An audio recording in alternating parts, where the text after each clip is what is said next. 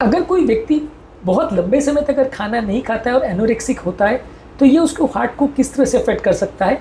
लंबे समय तक यदि व्यक्ति खाना नहीं खाता है तो ये उसकी हृदय की गति को कम कर सकता है, ये उसकी हार्ट की मसल्स को वीक कर सकता है, जिससे कार्डियोमायोपैथी हो सकती है। इस तरह के पेशेंट में हार्ट फेलियर सिर्फ मैलनरिशमेंट से रिलेटेड हो सकता है। इसके अलावा बॉडी में जो इलेक्ट्रोलाइट्स यानी सोडियम पोटेशियम है उसमें सिग्निफिकेंट प्रॉब्लम्स आ सकती है, जिसकी वजह से डेंजरस रिदम प्रॉब्लम्स आ सकती है। इस तरह के पेशेंट्स का ब्लड प्रेशर लो हो सकता है, जिससे चक्कर आ सकता है, ब्लड वॉल्यूम कम हो सकता है सर्कुलेशन कॉम्प्रोमाइज़ होने की वजह से। इसके अलावा इस तरह के लोगों की हार्ट की एबिलिटी कम हो जाती है स्ट्रेस और एक्सर्शन को झेलने के लिए। सडन कार्डियक डेथ का रिस्क बढ़ जाता है। इसके अलावा कई बार वाल्व के प्रॉब्लम्स भी इस तरह के पेशेंट में ज़्यादा देखने को मिलते हैं, क्योंकि वाल्व का मसल्स भी प्रॉपर काम नहीं कर पाते हैं। इसके अलावा कई बार प्रोलॉन्ग अगर मैलनरिशमेंट होता है तो लोगों को इरिवर्सिबल कार्डियक डैमेज या परमानेंट हार्ट का डैमेज भी हो सकता है, जिसको धीरे धीरे करके रिफीट करने से धीरे धीरे करके इंप्रूवमेंट उसमें देखा जा सकता है। तो लॉन्ग टर्म इफेक्ट्स बहुत सारे हो सकते हैं, जिसकी वजह से हार्ट फेलियर भी डेवलप हो सकता है एनोरेक्सिक पेशेंट्स में।